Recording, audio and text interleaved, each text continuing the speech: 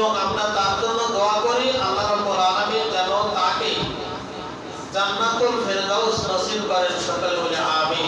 আমিন। তো প্রিয় নবী সাল্লাল্লাহু আলাইহি ওয়াসাল্লাম হঠাৎ মৃত্যু থেকে আশ্রয় প্রার্থনা করেছেন। আমরা একটু দোয়াটা মুখস্থ করে নিতে পারি না?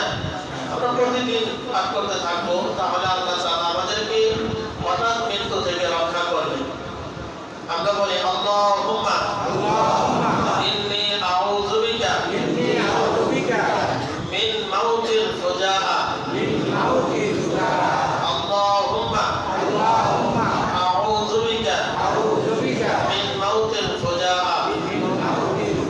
আল্লাহুম্মা আউযু বিকা মিন মাউতিল ফুজাআ।